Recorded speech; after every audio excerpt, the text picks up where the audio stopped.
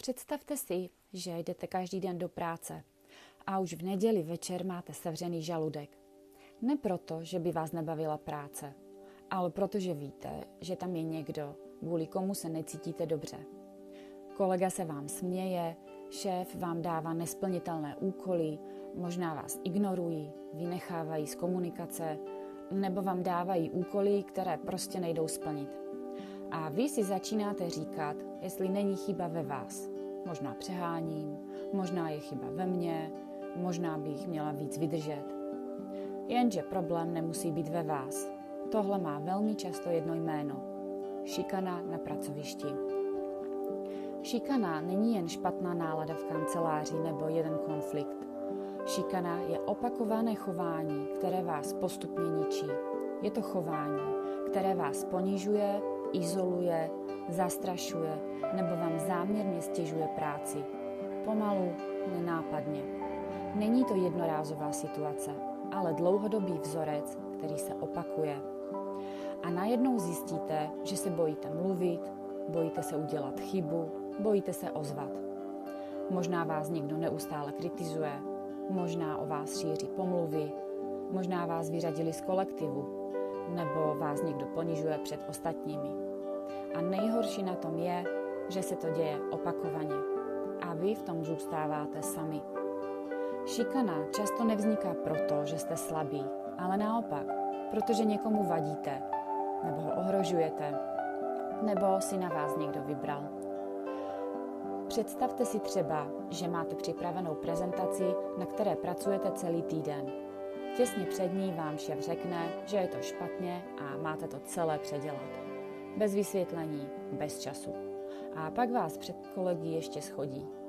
Jednou se to může stát, ale pokud se to děje opakovaně, už to není náhoda. Šikana má mnoho podob a často je nenápadná. Může jít o psychickou šikanu, kdy vás někdo ignoruje, vyčleňuje z kolektivu nebo vás neustále kritizuje.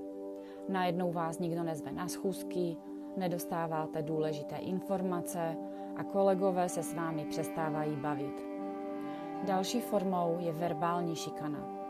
Narážky, urážky nebo zesměšňování. Možná jste už slyšeli věty jako tohle by zvládlo i dítě nebo ty tomu zase nerozumíš. A i tohle může mít silný dopad na psychiku a zvlášť, když se to opakuje. Velmi častý je také bossing, tedy šikana ze strany nadřízeného. Ten může zadávat nesplnitelné úkoly, neustále vás kontrolovat nebo vás bez důvodu schazovat. Cílem často bývá jediné, abyste odešli sami. Pak tu máme mobbing, to je šikana mezi kolegy. To je situace, kdy se proti jednomu člověku postaví celý kolektiv. Šíří se pomluvy, sabotuje se práce a vytváří se prostředí, ve kterém se nedá fungovat. A nesmíme taky zapomenout ani na sexuální obtěžování, které zahrnuje nevhodné poznámky, narážky nebo dokonce fyzické doteky. A často je spojené s tlakem nebo strachem z následků. Teď možná přemýšlíte, kde je hranice, kdy jde jen o nepříjemnou situaci a kdy už o šikanu. Rozdíl je hlavně v opakování a záměru. Pokud se něco děje opakovaně a cíleně vůči vám, je to problém, který by se neměl ignorovat. A právě to je chyba, kterou dělá většina lidí. Říkají si, že to vydrží, že se to zlepší nebo že nechtějí dělat problémy. Jenže tím šikana často jen sílí. Co tedy dělat? Úplný základ je začít si všechno zapisovat. Každou situaci, datum, čas, co se stalo a kdo u toho byl. Bez důkazů se totiž šikana řeší velmi těžko. Uchovávejte si také veškerou komunikaci, e-maily, zprávy nebo zadání práce. Proč je to tak důležité? Protože když to budete řešit, paměť nestačí, potřebujete fakta a bez důkazů je to vaše slovo proti jejich. Velmi důležité je také mluvit s někým, komu důvěřujete. Tohle je strašně důležité. Promluvte si s někým, s kolegou, kterému věříte, s HR, s někým z vedení nebo klidně s někým mimo práci. Nejste v tom sami, i když to tak může působit. Šikana totiž roste v tichu a jakmile se o ní začne mluvit, často ztrácí sílu. Pokuste se tedy situaci řešit oficiálně.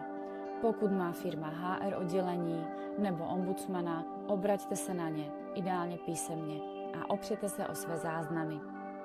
Ano, může to být nepříjemné, ale mlčení situaci nevyřeší. Pokud se situace neřeší, existují další možnosti. Můžete kontaktovat inspektorát práce. Můžete si poradit s právníkem a v závažných případech i policií. Ano, šikana může být i trestný čin. Například pokud jde o vyhrožování, nátlak nebo psychický nátlak, který má dopad na vaše zdraví. A teď něco, co říkám úplně na rovinu. Vaše zdraví má větší hodnotu než jakákoliv práce. Pokud vás práce ničí psychicky, pokud se bojíte, pokud nemůžete spát, pokud vám klesá sebevědomí, není to normální pracovní tlak. To je signál, že se něco děje. Z praxe víme, že lidé často přijdou řešit šikanu až ve chvíli, kdy už jsou úplně na dně. Jsou na nemocenské, chtějí odejít, nemají energii. A jaký je nejčastější problém? Nemají důkazy. Prosím tedy, nečekejte tak dlouho. Šikana na pracovišti není něco, co musíte vydržet.